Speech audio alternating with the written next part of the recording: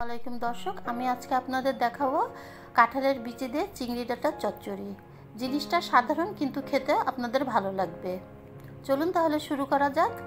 প্রথমে একটি পাত্রে আমি সয়াবিন তেল দিয়ে দিব,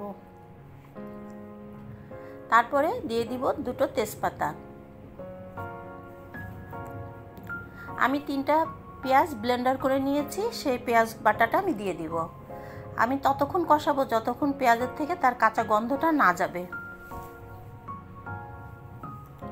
এরপরে আমি বাকি মশলাগুলি দিয়ে দিব। স্বাদ মতো লবণ, হাফ টেবিল চামচ হলুদের গুঁড়া, হাফ টেবিল চামচ ধনে বাটা, 1 টেবিল চামচ জিরে বাটা। আপনারা এখানে গুঁড়োটাও ব্যবহার করতে পারবেন। আমি এই মশলাগুলো ভালো করে কষিয়ে নেব।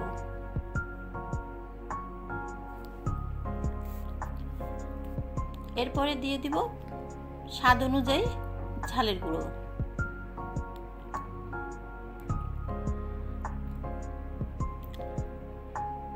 তারপরে দিয়ে দিব পরিষ্কার করে রাখা কাঁঠালের বিচিগুলি।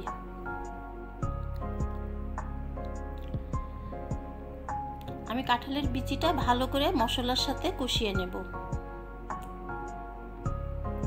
দিয়ে দিব সামান্য পানি।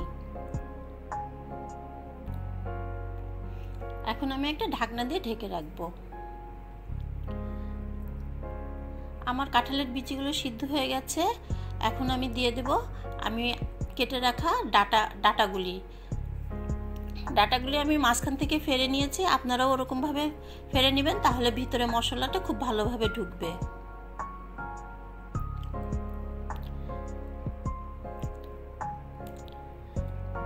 এখন ডাটা আর কাঁঠালের বিচিগুলি আমি খুব ভালো করে কষিয়ে নেব। মশলাগুলি যেন ডাটার ভিতরে ভালো করে ঢুকে যায়।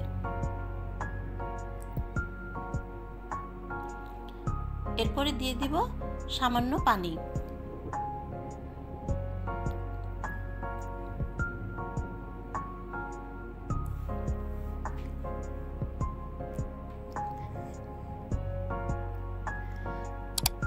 আমি ডাটাটা কষানোর জন্য ঢাকনি দিয়ে ঢেকে দিলাম। কিছুক্ষণ পরে আমার ডাটাগুলি আর কাঁঠালের বিচিগুলি কষানো হয়ে গেছে। এখন আমি বাকি জিনিসগুলো দিয়ে দিব। দেখতেই পাচ্ছেন রংটা কত সুন্দর। দিয়ে দিলাম বেছে রাখা চিংড়ি মাছগুলি। আমি কিছু ডাঁটা শাকের পাতাগুলি রেখে দিয়েছি এটার সাথে দেওয়ার জন্যে।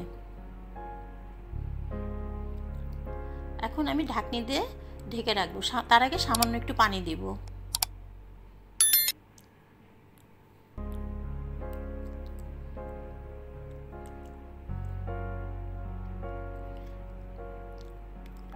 দেখুন খুব সহজে আমার চিংড়ি ডাঁটা চচ্চড়িটা হয়ে গেছে।